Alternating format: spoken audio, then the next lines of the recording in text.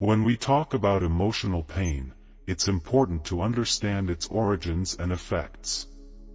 Emotional pain is often accumulated from our childhood experiences and can sometimes be carried over from past lifetimes, if one believes in such concepts. However, if past lifetimes aren't something you resonate with, feel free to disregard that aspect. This pain stems from personal and collective sources. On a personal level, it relates to our early life experiences, which for everyone can be somewhat painful, though the intensity may vary. Additionally, we also absorb pain from the collective consciousness of the environment we are born into, whether it's the country we live in or the specific energy fields surrounding us. Therefore, there is both a personal and collective aspect to this emotional pain. The pain body, in a nutshell, has both dormant and active stages. During the dormant stage, it may go unnoticed. However, periodically, the pain body seeks to be nourished by further experiences of emotional pain. This craving arises because emotional pain aligns with the vibrational frequency of this energetic entity. It's important to note that emotions are a form of energy and consciousness. Everything in existence is ultimately consciousness taking various temporary forms. Childhood pain usually leaves behind remnants of specific emotions that aren't entirely released. By the time we reach adulthood, we carry this pain body within us. While some individuals bear a heavy pain body, others have a relatively lighter burden. The pain body seeks to feed itself by creating emotional pain, primarily through two methods. It either generates drama in our close relationships, triggering negative responses, or it seizes the opportunity within intimate relationships to provoke emotional turmoil. The pain body possesses its own cunning and intelligence. It knows the weak points of both ourselves and our partners and uses them to incite dramatic reactions. This often works because when the correct buttons are pressed, our partner's pain body also awakens, eager to participate in the drama. At such moments, we might resist letting go of the turmoil, and if a therapist were to offer freedom from it, we might react with anger. It's crucial to recognize that it is the pain body speaking through us, rather than our true selves. We might brush off the idea of the pain body and its influence, dismissing it as nonsense.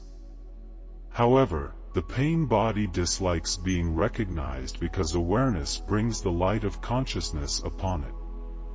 Now, what if we don't have an intimate relationship?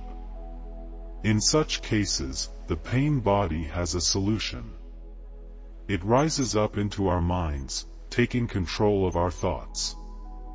Every thought becomes tainted with negativity, whether directed towards ourselves, others, life in general, or even politics. Negative thinking becomes an addiction for the pain body. Every thought is a temporary form assumed by consciousness, and the pain body devours this energy. It thrives on our negative thinking, growing stronger with each pessimistic thought.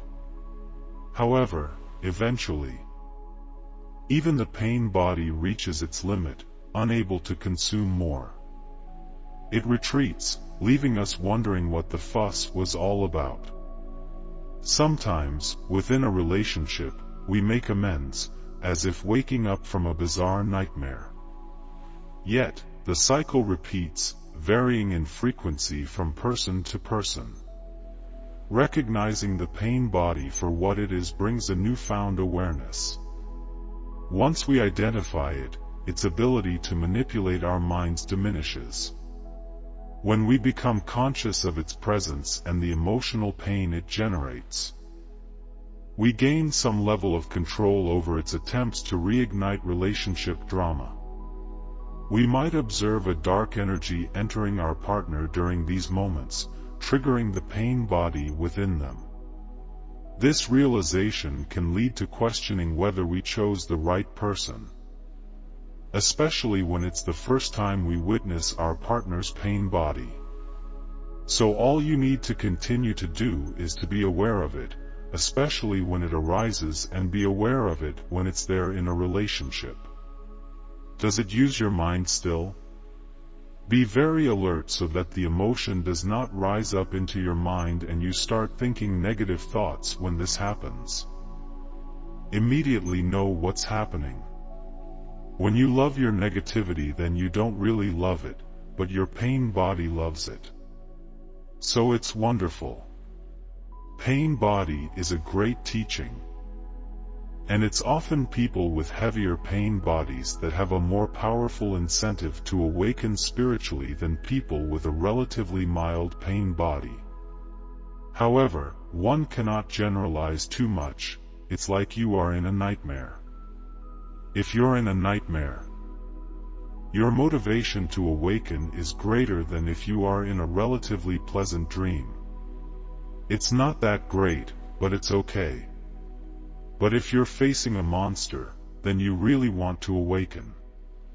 Now, let's delve deeper into the process of transmuting the pain body and the role of awareness in this process. As you bring conscious awareness to your pain body, you begin to dissolve its hold on you. The pain body is essentially trapped energy, and by shining the light of consciousness upon it, the energy is liberated. It's like igniting a flame of awareness within yourself. This transmutation occurs because the pain body is not separate from consciousness. It is a form of consciousness that has become contracted and identified with pain.